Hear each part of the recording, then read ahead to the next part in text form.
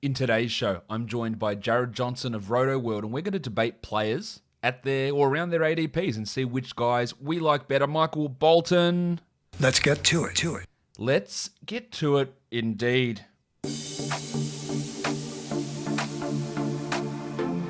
You are Locked On Fantasy Basketball, your daily fantasy basketball podcast, part of the Locked On Podcast Network.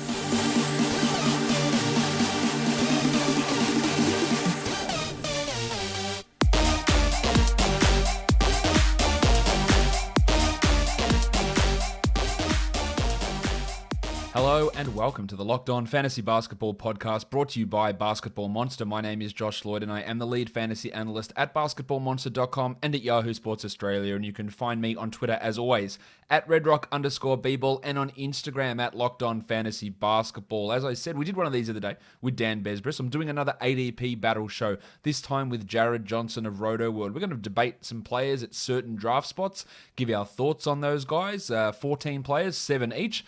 We'll see how this all looks at the end of it as well. Tomorrow, just a reminder, there is a mock draft show coming.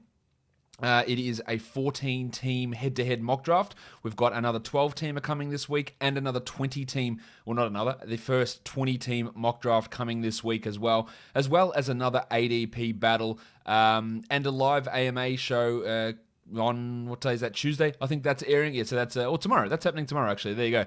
So the AMA show happening tomorrow there as well. So lots of content for you guys coming out over this week as we preseason games are on. We get ready for the NBA to get absolutely cracking. This episode is brought to you by 1010. Now, you may have read about this in the New York Times or Forbes, and we're excited to tell you about it. 1010 is an exclusive collection of 10 one-of-a-kind engagement rings designed by 10 of the most distinctive designers working today. Using only diamonds responsibly sourced from Botswana, 10 design masters have each produced a uniquely beautiful commitment ring, launching exclusively on January the 18th at BlueNile.com. And when they're gone, they're gone. We all know that the diamond engagement ring is iconic. It's a timeless expression of the deepest commitment between two people, and with 1010, it's been beautifully re-envisaged in the hands of 10 modern designers working exclusively with sustainably sourced diamonds. If you're making 2021 plans or looking for a unique and meaningful way to celebrate Valentine's Day, you're definitely going to want to check this out. And again, this exciting limited edition collection of diamond engagement rings launches on January the 18th, and you can preview it exclusively at BlueNile.com. All right, it's about time for me to bring Jared in and we can start debating these players. So why are we waiting? Let's get Jared in. And here he is, Jared Johnson of Rotoworld. Jared, welcome to the show. Thank you. Thank you for having me. It's good to have you on. The first time you've been on this show, we've spoken before, of course, and been on shows together. But you are here for the first time. We're going to do an ADP battle, as I mentioned earlier on the show. We're going to put two people out, an area of a draft, and we're going to debate which guy we would pick. Jared, we're just going to kick things straight off because we're at pick 30 here. Chris Paul is on the board. Clint Capela is on the board. What are you doing? So this is a situation where I think I might be higher on Clint Capela than a lot of people. But here's the thing. The thing with Chris Paul, I'm not worried about his on-court production, okay? I'm worried about the fact that he's 35 years old. And I think last year was like an FU season. FU James Harden, you don't want me? I'm gonna go out there, I'm gonna be healthy. But let's not forget that in 3 of the past 4 seasons, he's missed at least a month, hamstring, knee injuries. And you can never predict an injury, but it correlates with with getting up there in age. And CP3 is up there in age. And this is gonna be a common theme throughout this, but they say your basketball prime is around 27 years old. Clint Capela is going to be 26 this season. I just think that he's going to have a career year coming. I think there's really only 3 centers in the league that can put up stats like Capela.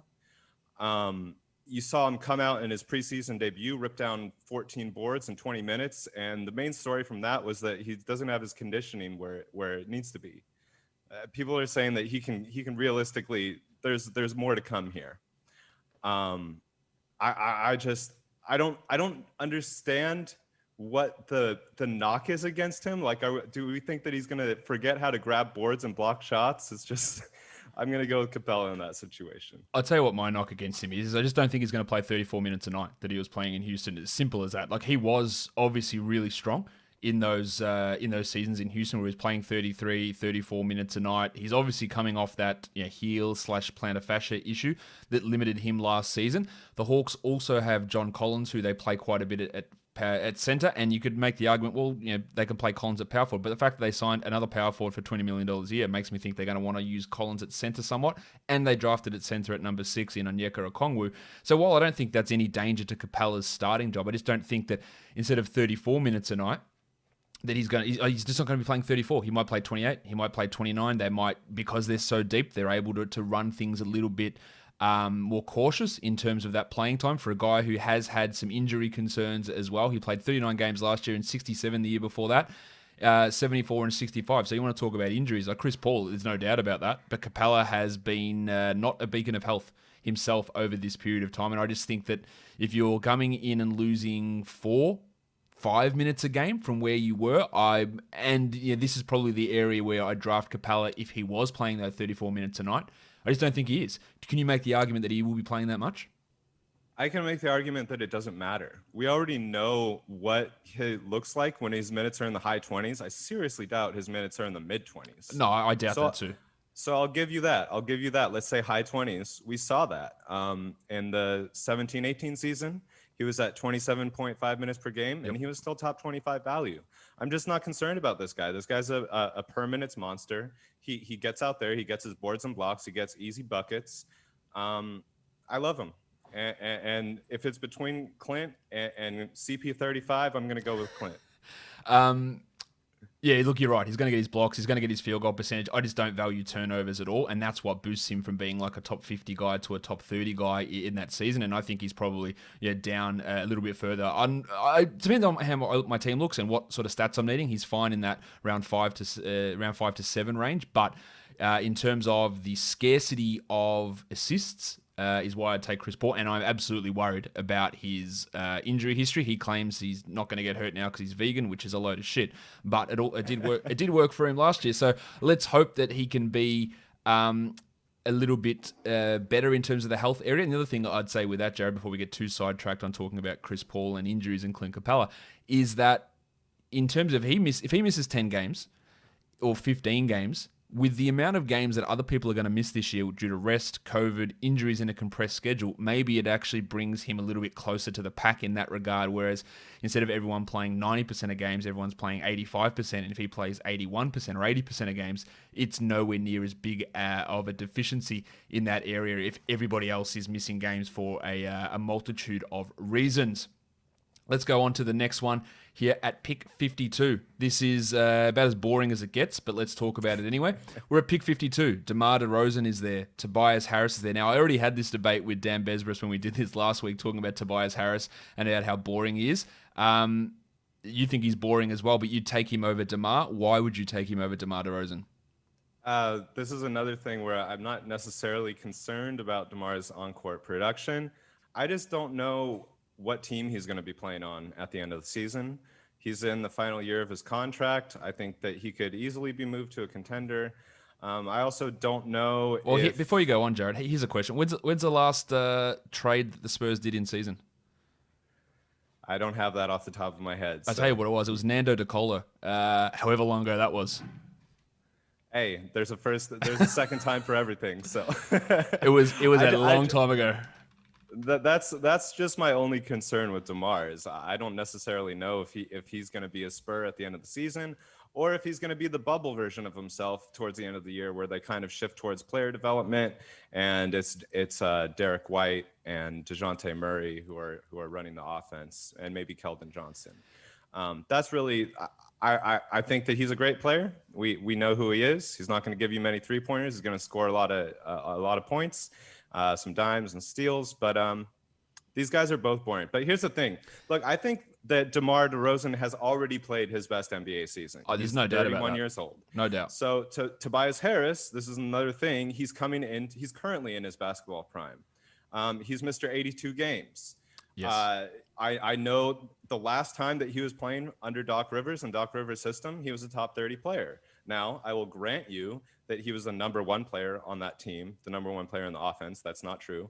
But Tobias Harris is also a guy that kind of slides in seamlessly wherever he goes, and he's a lock for top 50 value. That's his floor. I think his ceiling is around top 30.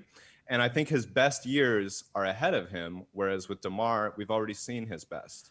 I agree. I agree with that Demar, we've seen his best. I'm not sure that Tobias has too much more to go up from here. But let's say I've got him projected this year for 20 and 7, 3 assists, 2.5 threes, half a steal, half a block, 46 and 81. Like you said, your best case is top 30. Like those numbers don't get you top 30. So how does he get to top 30? What does he do to improve as the third offensive option? Well, I guess second in terms of shooting behind Joel Embiid, but third in terms of having the ball in his hands with Simmons there. So how does he get from 20 and 7 to become a top 30 player? Does he just have a weird season where he can actually do something defensively?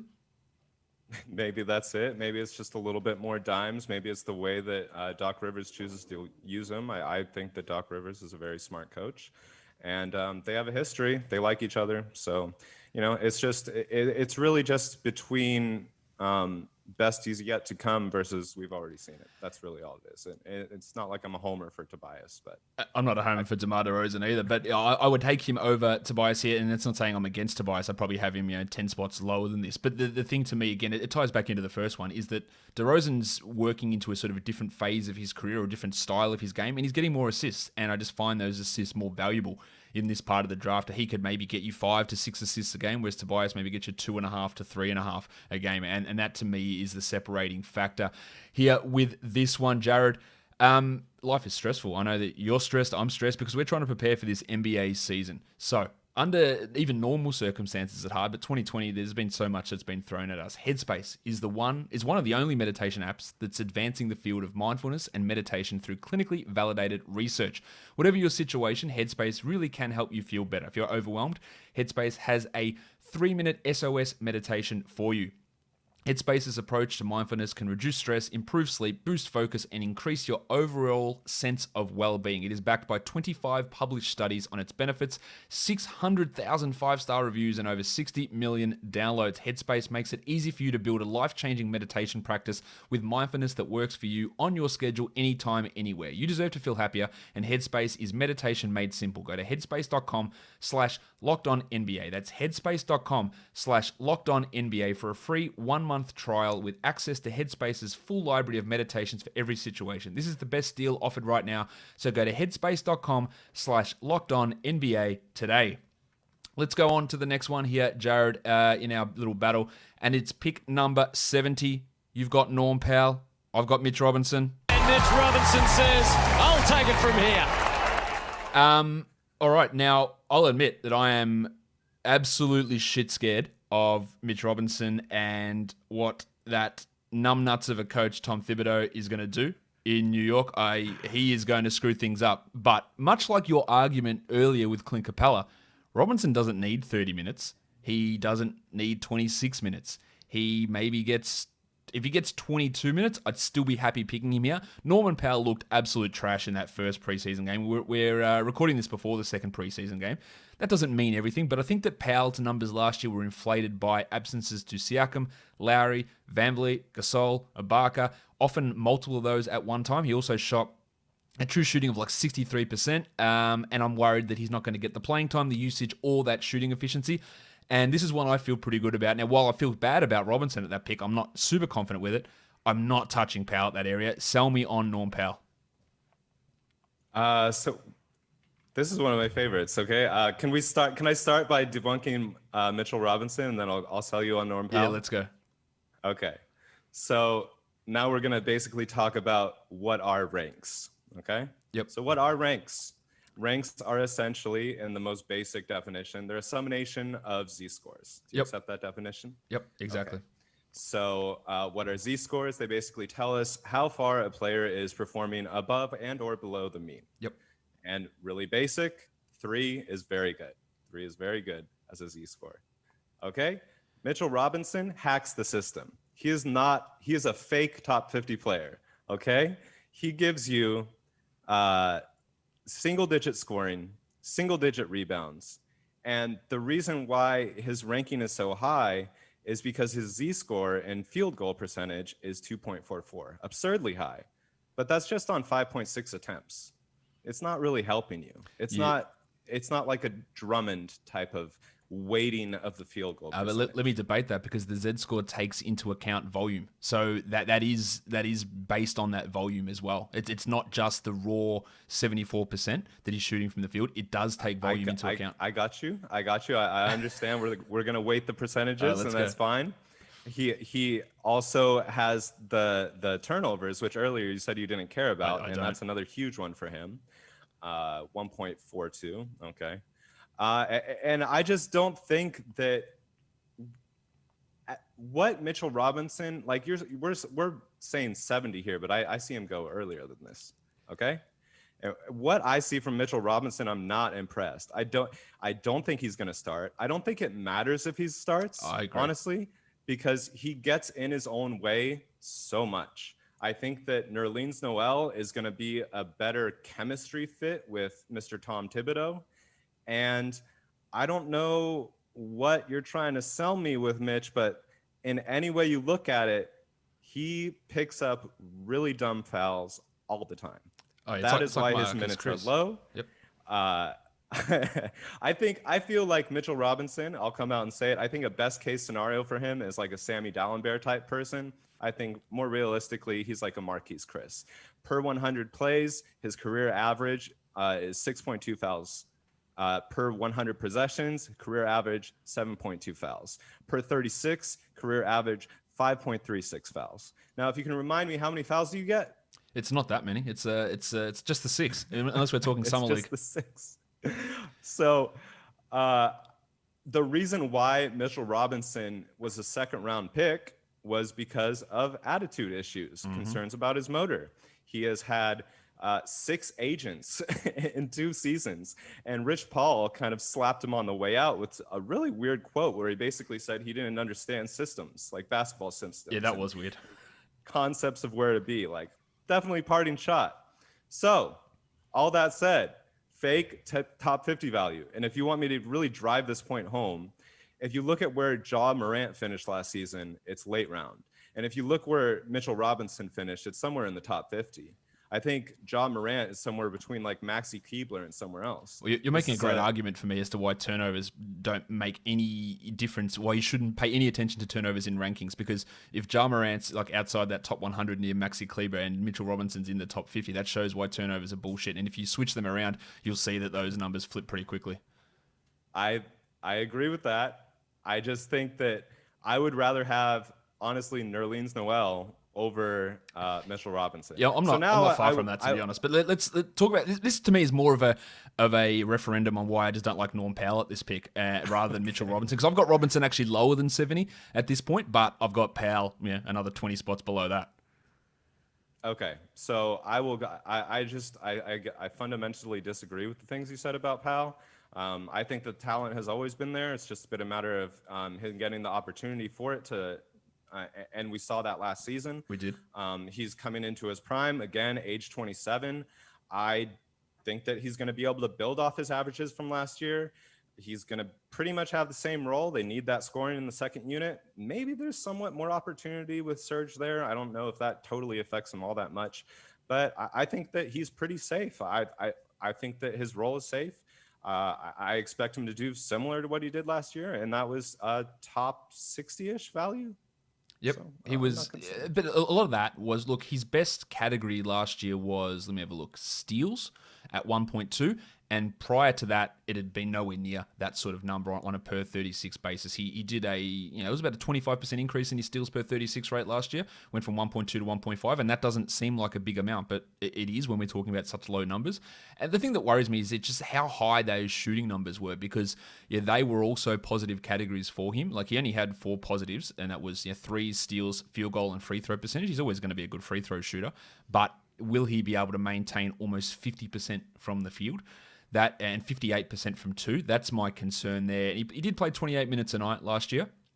And I think he can have a similar role. I'm just not certain that level of efficiency, or that level of efficiency plus if he loses a minute or two there, and his game is really based on scoring and not much else, that it does drop him off. I just think that there are other guys around that area who provide more punch in categories rather than just like sort of mediocreness across the board that Powell does. Yeah, but we're talking Mitchell Robinson and Norman Powell. Yep, I'll happily take Robinson over Powell here. No worries. I feel like I can get Norman Powell in the last round, and his name's Jordan Clarkson. I feel like I can. There's not much difference between those two. I mean, that's just, I guess, a fundamental difference in opinion on this guy's talent level. But I love Norman Powell. I think he's a really good player. I just more like looking at opportunity for him. Like, do I love him playing 27 minutes a night, or if he played 30 a night, then I've got no problem with it. But just getting to that 30, I just don't think he gets there. And he played 28 and a half last year, and that was with a bunch of injuries. And maybe they just rest guys a lot. Maybe Lowry sits more.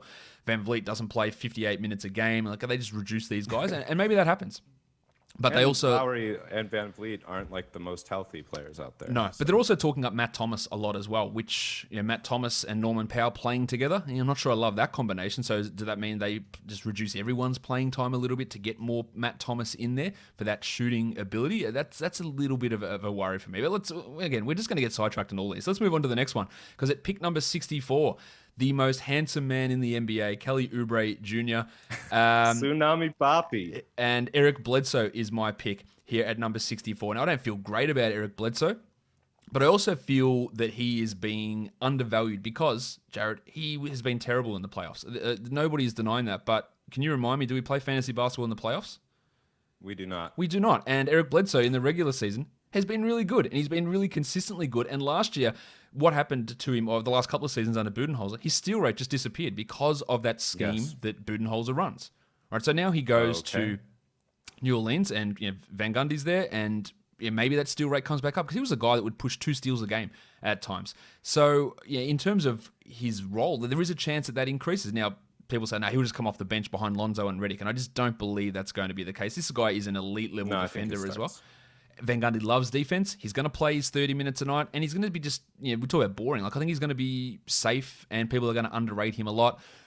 I don't dislike Kelly Oubre at this spot. I don't hate it at all. I'm a little bit cautious about how the usage pans out between him, Wiggins, and Curry. Is he the third option? Is he the second option there? Like, that's a bit of an up and down there for me. He also took some big steps forward in the last year in terms of his defensive stats. So do you disagree with any of that about my Bledsoe take, and why are you having Oubre high? Like, what are you expecting more from Kelly this year? I think that I disagree on where we think that Eric Bledsoe is in his career. Oh, look, he's on the downswing. I've got no doubt about that. He's on the downswing. He's 30. For non-superstar players, this is the typical age that you start to decline. Players are lasting longer now, but still. And we saw that 0.9 steals last season. You're going to credit that to the system. Well, Giannis dropped down. He was at like 1.5 with the same coach the previous year, wasn't he? Yeah, but look at Giannis's steal numbers. Like, everyone's steal numbers pretty much dropped on that Bucks team last year. Okay, that's where my concern is can he get back to 1.5, or is this an outlier, or is this a trend? Yeah, I agree. That's the swing part. I'm viewing it as a trend. You're viewing it as an outlier, and that's going to be the main difference. I'm also concerned, not about him not starting. I'm concerned about the lack of spacing on that team. It's weird. Yeah. Basically, Brandon Ingram's the only guy that can shoot. You're replacing Drew Holiday, who's a solid 3-point shooter, with Eric Bledsoe, who isn't. Lonzo Ball can shoot, and he can play alongside him, but he's not a great shooter. And then you also have 6 guards on that roster, 8 if you want to count Pinson and Thornwell. So it's just, are the Pelicans good? Is he going to be playing late in the year? What does his minutes look like? What does his role look like? And mainly, can he get those steals back? And I think that maybe no. That's where I'm leaning. I think that's completely fair enough. Like, there is a chance that his steals don't come back, and maybe he gets squeezed a little bit for minutes. Now, Oubre had his best season by far last year, almost 19 points per game. He hit 2 threes. He's just absolutely insipid in terms of assists. Like, 1.5 assists is a putrid number, but he did get his steal numbers up. Again, I just worry a little bit about usage. on this Warriors team as to how many shots he gets. But I suppose he survived with a Devin Booker and DeAndre Ayton pairing last season, although Ayton missed a ton of games with ankle issues and supplement problems. So he was missing for a chunk of that time too. I think I just worry that maybe there's a little bit of a drop off in his scoring. Maybe it's a point per game, like it's not a huge amount. And then there are other issues there with if those steal numbers regress to where they were earlier in his career. And I don't think that's going to be the case for Oubre. I think he's absolutely fine. I'm just valuing Bledsoe a little bit higher, getting those mid-round assists, and a player who's a bit more perhaps underrated at this point. How high would you have Oubre? Would you be looking at him as a top 50 sort of a guy? I definitely think he's going to easily clear top 50 value. That's what he was last year. You're concerned with the usage, but I think his ideal position in the NBA is being a third option.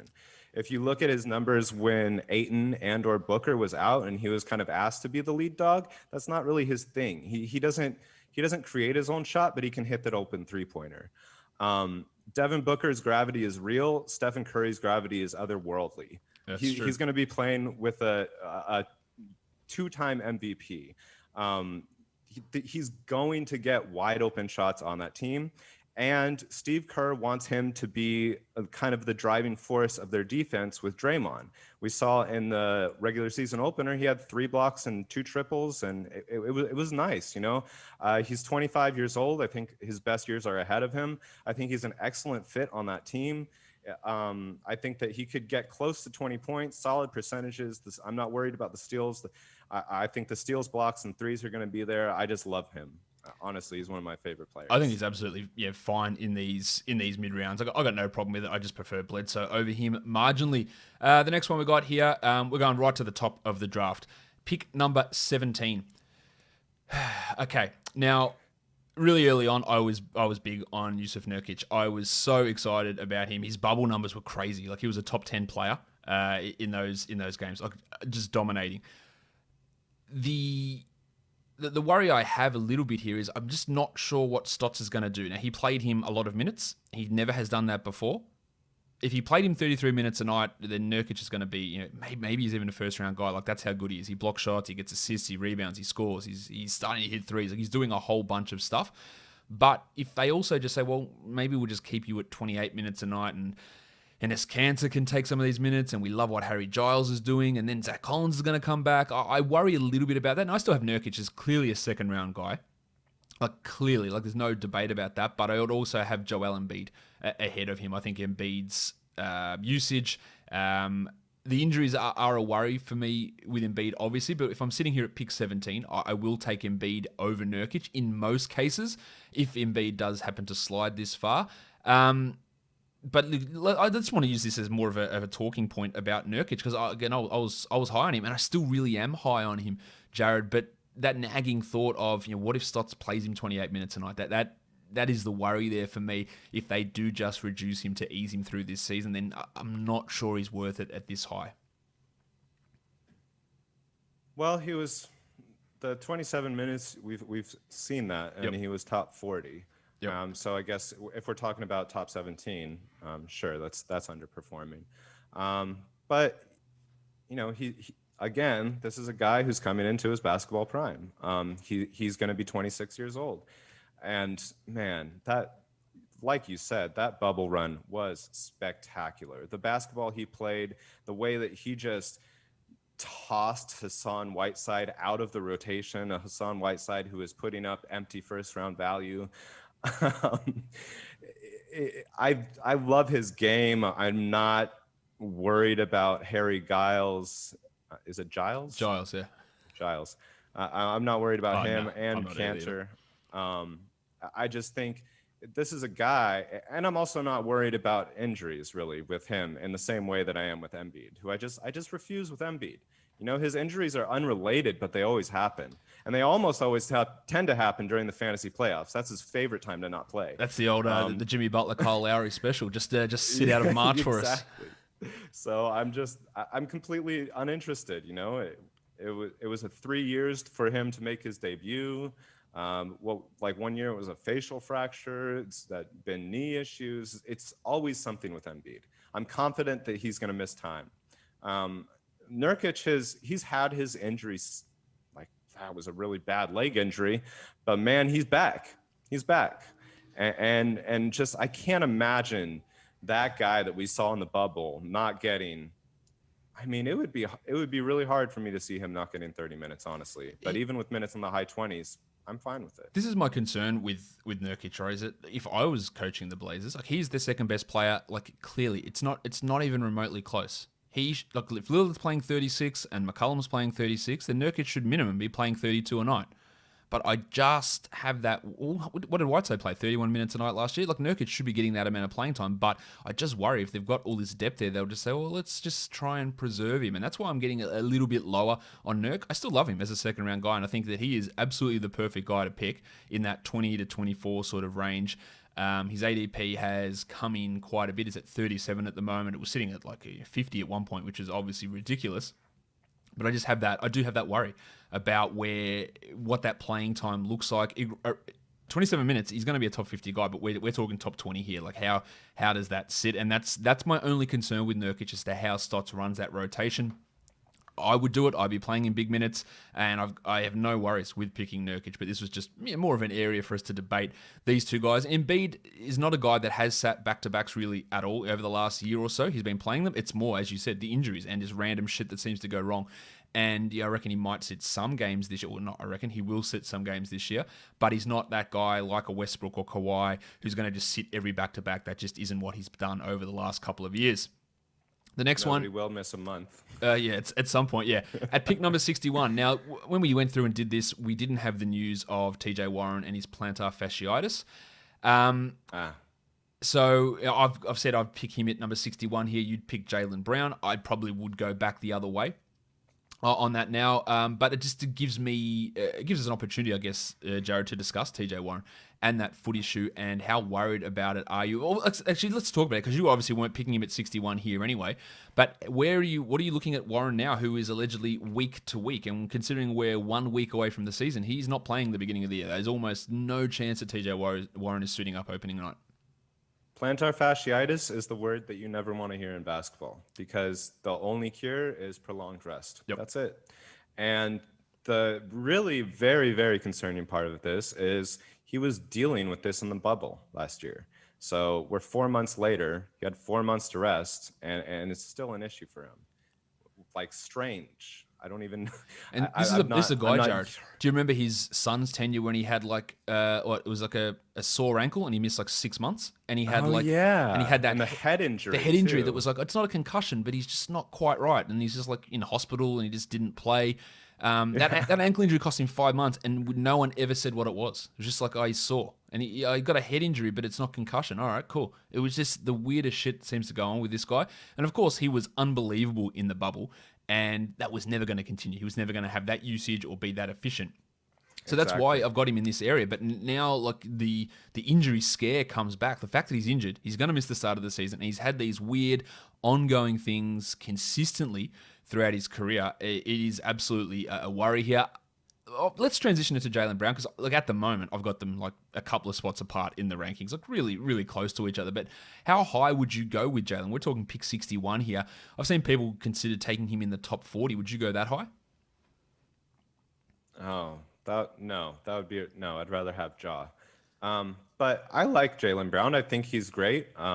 He was around top 50 last year. We've seen a steady rise in stats throughout his career. Best years yet to come. He's only 24, which is incredible. Yeah, that's crazy. He's a guy that doesn't really need a heavy usage to perform, but he is going to have more opportunities coming his way with Kemba set to start the year on the sidelines. He's going to have a big usage. He's going to have a big usage, I'd say. He's going to be 25 plus for sure.